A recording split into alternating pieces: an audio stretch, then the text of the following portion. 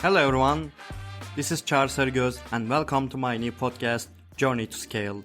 In this podcast, you can expect seeing some entrepreneurs, some business people and professionals scaled their careers or on the way to scaling their careers or their impact, their organizations. So you will see different range of careers and professional lives here. I also have a newsletter with the same name, Journey to Scale. So if you want to subscribe to the podcast and the newsletter, just go to journeytoscale.xyz, Journey to Scale XYZ, and subscribe. And I'm looking forward to your comments all the time. Thank you.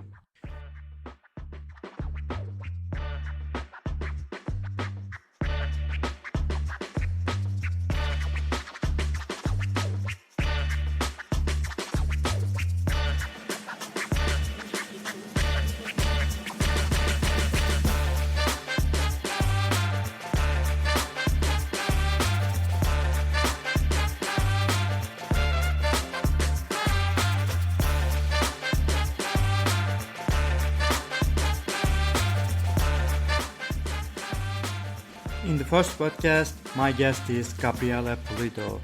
Gabriela is a mother of four and also a serial entrepreneur.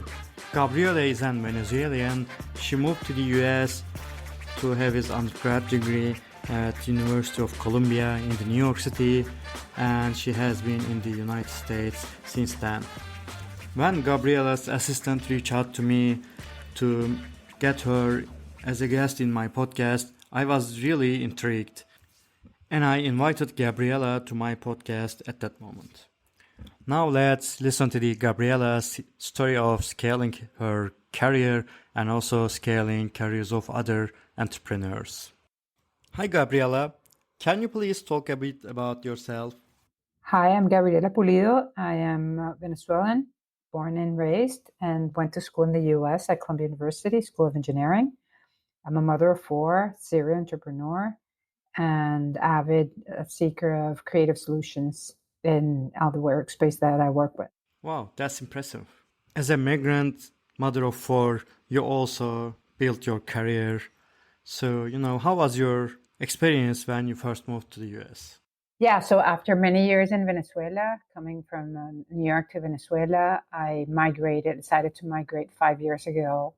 It was a hard decision because we were a family of four coming into the US, landed in Miami with an amazing things happening. At that point, it was just the incipient Miami tech movement, but then it came along. The biggest hurdle or the biggest focus for me was to adapt, to understand what was happening in the environment, completely different sales approach, education, lifestyle. Adapt and perceive what are the differences, and then play upon my strengths and dedicated to building network and going forward in terms of figuring out the way to scale my company in a whole new environment with the right 3 steps ahead or looking forward to help solve the mid-sized companies' problems in terms of scaling. So that's when I pivoted from branding to communications and scaling companies with that mindset in place. Getting back to being a new grad from the university, you worked at a consultancy firm for about 8 years, then moved to entrepreneurship, co-founded and founded your own firms. What made you moving from a good paid, secure job to entrepreneurship? So interesting. So after being in consulting for management consulting, Arthur D. Little, I then went to Future Brand, which is a branding agency. And lo and behold, it was 2004 that they decided to close shop in South America. I was in charge of the Latin America and the Caribbean nations. And it was a very fast exit from them. And from my end, I had clients which I couldn't leave. And I decided to pivot and create my own a branding agency, solving for those problems that the current clients I had. So it was while they were moving out, I was creating my own space, which grew to be a multinational company in terms of having offices in Dubai, Mexico, Venezuela, Colombia, and New York as a base, and creating amazing brands, and figuring out that today I have developed like 1,500 type different brands. I've touched different 1,500 different brands. In essence, my engineering background with the creative and the solutions that I found through branding and led me to excel in those areas. So all these experiences made you expand your impact far from North America and also South America. Yeah, that's pretty good. So having all your experiences now at Scalto, what is your methodology to help companies scale their businesses? So in Scaling Alto, we have a methodology which is a three-step. The first, we dedicate some time to develop what is your scaling mindset, how's your strategy, and where do you want to go. The second part is what's your narrative, your brand, and the key content pillars that you should be communicating. And then the third is more on the customer journey. What's the journey? What's the experience that you want your customer, your client go through, and what's the plan to make that happen? So it's basically a three-step approach. We have a way of understanding what it is, the essence, and what moves, and what really is your vision magnifier, where you want to head. And then the branding side, it's more to get in sync with that ambition. So if you either need to revise or evolve or transform your brand in order to create that type of impact with your customer, that we highlight that and we can develop it. And then in terms of the customer journey, what are the friction points? What are the things that get stuck in the middle of your having the seamless experience, a seamless interaction with the right customer? So that's what we do. We have creatives all over the world, designers, analysts, consultants working towards generating that right strategy to go forward. That sounds pretty interesting. So it looks like you are using all your experiences helping other businesses. So can you please also talk a bit about your mentorship at Endeavor Miami? How do you like it and how do you help entrepreneurs? So this is one of the things I love. I like mentoring entrepreneurs, which is early stage startups, which Endeavor is one of the one of the companies, enterprises that I work with, that their whole mission is to help entrepreneurs scale. And what I do, I usually help them, which either minorities or even companies in different the fields, from fintechs to fast-moving consumer goods, to define what their narrative is, first of all, what's the strategy, and then what's their narrative, and how they're making that, getting that known to the world. It's not only important for fundraising or for raising capital for your venture, it's more even to get the right talent and the right team in place, or even getting the right partners, strategic partners aligned. So I do help them. It's a growing community. It is, they have different chapters all over the world. And then here in Miami, they're one of the best. So I'd like to work with Endeavor Miami, helping them positioning in this market and moving forward. That looks like a lot of work, but also very impactful. So I believe it will be helping both you and both entrepreneurs with diverse backgrounds.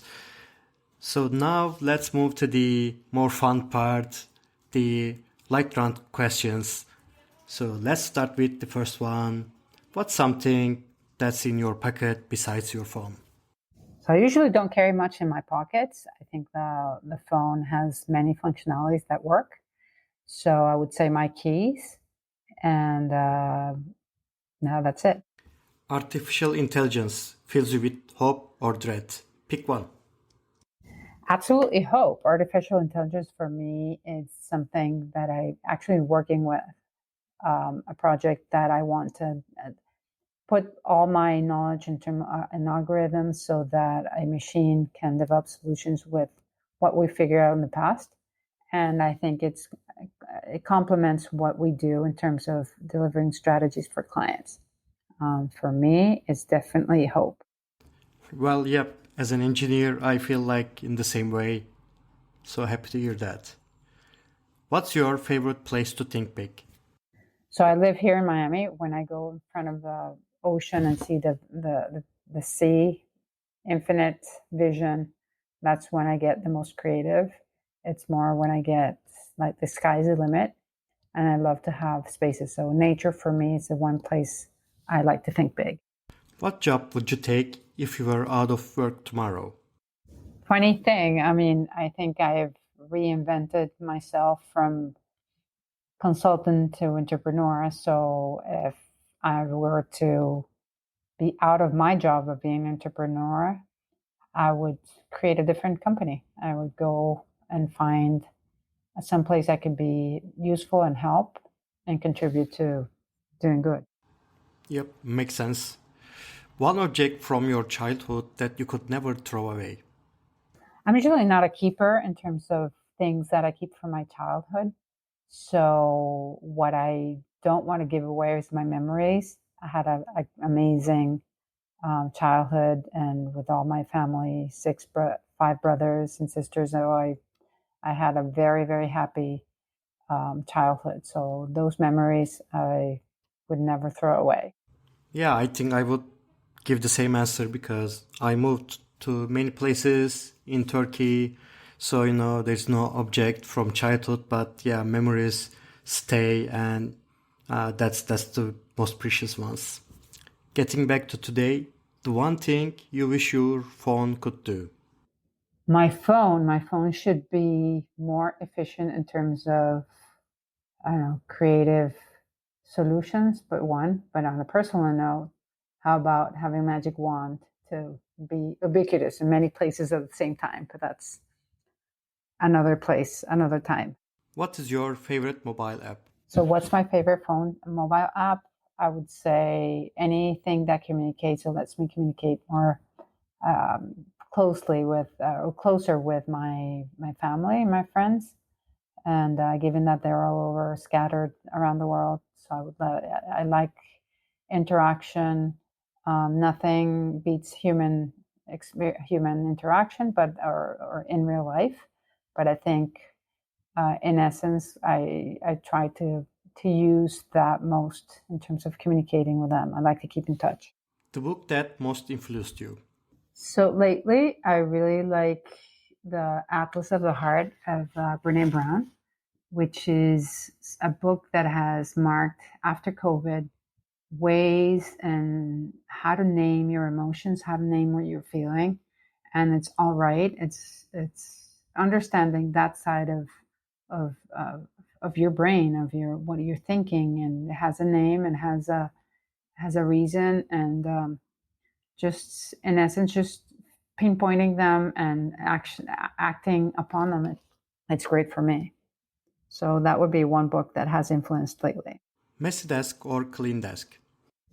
I would say messy with the mess I can figure it out because I have piles, I have things, the short term, medium term, and then I also have piles, my thinking, and I do tend to lately use the app to have notebooks, digital notebooks. I can share more my notes with all my team faster.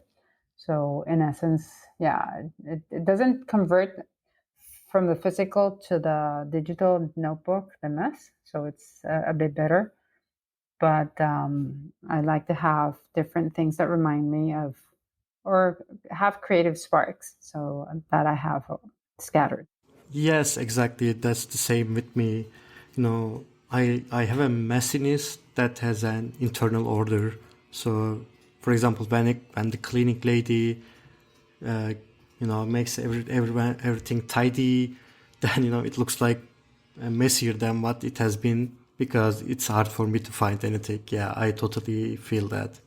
Open office or closed office? Definitely open space. I think people create when they're together. Yet when you're thinking and that you have time to dedicate to develop, to figure out when me time, alone time is also good. But I tend to have an open space wherever I have an office in Venezuela and here. So the idea is to interactions because we don't produce widgets, we produce ideas, and those ideas are better created in teams. I truly believe in teams. One thing you have to have in your fridge at all times. One thing in the fridge, well, water is for once. For me, it's core. But I do like almond milk, and I like chocolate, which is very dark chocolate. Having a dark chocolate in the freezer is delicious. So in the fridge, I usually have that. The single greatest embarrassment of your career. Well, this was earlier in my career when I was an analyst. I didn't ask for questions or clarifying questions, so they asked me to do evaluation of a company. I had no idea what evaluation was. I had no idea how to do that, but I decided to create a presentation. The president of the company, the management consulting, my manager went to the meeting without even looking at the document that I had created. When he just opened the file and saw the client in front of us, and saw the file, he closed it and he said, we're going to reschedule the meeting. Sorry about wasting your time. And as soon as I was in the car, I was like, so what happens? Like, did you know how to do this, Gabriela? And like, no, but you told me to do it. So that was super embarrassing moment where I had to say, okay, I'm sorry because I didn't ask, and I delivered my result-oriented mode. I delivered what I thought it was best, but it was not good enough. What about the single greatest achievement? I think that my greatest achievement, if you can say so, it's my family. I think I truly cherish them, and I think it's something that we have grown together and have become. The second thing is that Scalto has been an amazing journey, and I'm super excited about this achievement and the way it's been growing. Just because I'm putting the right pieces in the right place and looking forward to being positive and achieving scalability also within my company. One meeting you look forward to each month. So we have a session every 2 weeks that we figure what are the things that we can do better and going ahead. It's creative. It has actually very little format. It's just more how might we thrive, or how do we think 3 steps ahead and move forward. And I like when people chip in. I mean, from different angles, so creatives who have one insights as opposed to the engineers would have others. So the idea to solving for one solution to the next in this creative space is amazing. It goes from naming, it goes from design, it goes for solutions, growth options. It could go anywhere, but the idea is to collaborative and group create solutions. The most creative measure of success you have ever set for a team. So the typical measures are awareness, how many SKUs you've developed, how many, I don't know, it just, and one of the metrics is like, okay, you're presenting to the CEO of the company, how fast can he decide? So how the ease of making the decision and selecting the option. So if you go for the first round, that's amazing. That's like, wow, creative.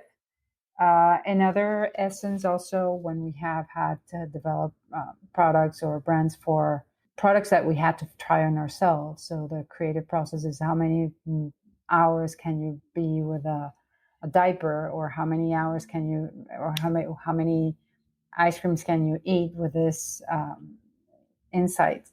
And so it depends on the project. It's fun. So we try to build like a metric or a challenge for each of the clients that we have. The speed of having decisions, I think, yeah, that makes a lot of sense. What is your favorite time saving hack? I like to put like the day before. what am I planning for the next day, and there's a book out there. It's like eat the biggest frog first in the morning. So that's the time hack that I really like to do. First thing in the morning, do the most difficult task.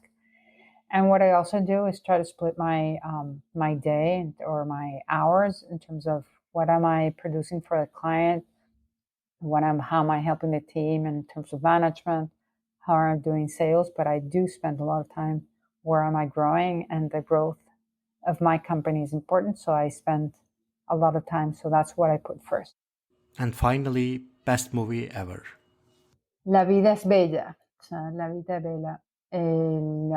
I love that movie just because it shows the beauty of life in essence, and it shows the simplest things in life can be the best. And it reminds me to take care of, and maybe today they call it mindfulness, and or whatever it's next, but the idea of cherishing the little moments, the small moments in life that make a difference. So I do like that. Thank you very much for your honest answers, Gabriela.